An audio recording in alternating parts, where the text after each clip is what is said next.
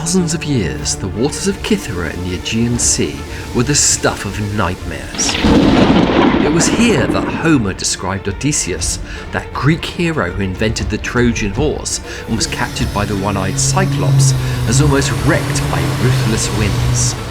As the famous Greek poet wrote in the Odyssey, "Now Zeus the Lord of Cloud roused in the north a storm against the ships, and driving veils of squall moved down like night on land and sea. We saw death in that fury. 2 long days and nights we lay offshore, worn out and sick at heart, tasting our grief." The story of the Odyssey may just be getting the Hollywood treatment today, but the real-world secrets of Kythera are far older. They came to light 125 years ago. It was in October 1900 that 2 boats owned by the Lindiakos brothers, divers from Syme near Rhodes, took shelter from a gale off the northern end of Antikythera Island. They were heading home with boatloads of sponges harvested off the Benghazi bank in Libya. 3 days later, the waters calmed. May as well make a little money before heading home, Captain Dimitris Kontos thought. Elias Stardiotis was sent overboard in search of sponges. 5 minutes later, the diver shot back up. Desperately twisting off his copper diving helmet and his eyes out on stalks, he was scared witless.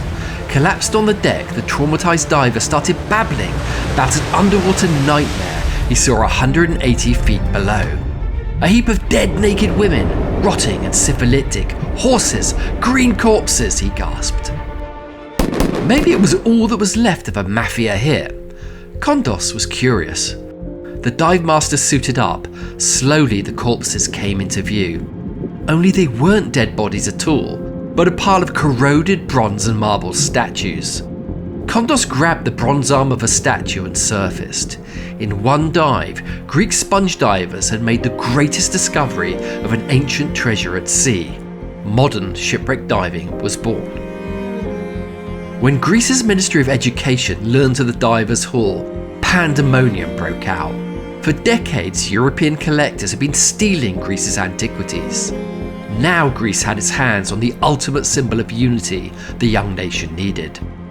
The divers returned to Antikythera with Navy support.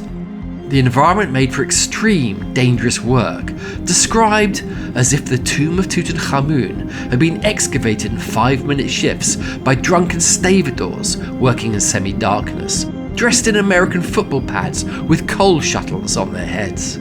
One diver ended up dying of the bends. Out of the wreckage came dazzling treasures, glass bowls, a gold brooch, and the world's earliest computer for predicting astronomical positions and eclipses, made in bronze by Geminos of Rhodes around 87 BC.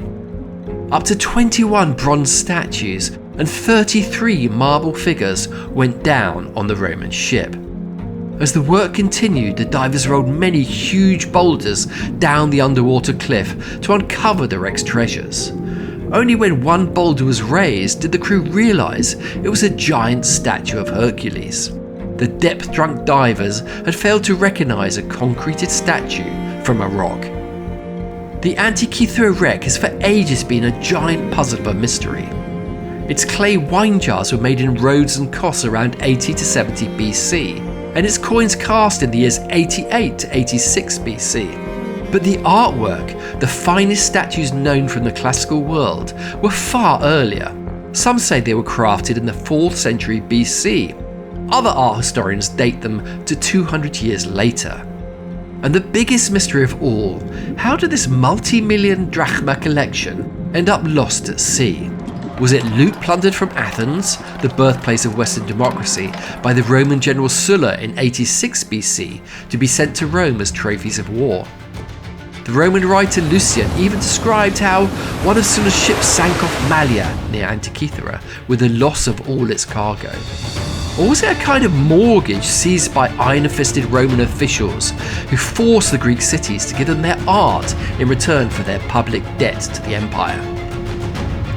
125 years since underwater archaeology was born in the Mediterranean at Antikythera, nothing close to this 300-ton Roman ship has ever turned up. Despite Jacques Cousteau exploring the wreck and its excavation continuing to this very day, the mysteries of the green corpses live on. As the saying goes, the greatest museum in the world isn't in England, America or France. It's still waiting to be discovered at the bottom of the seas.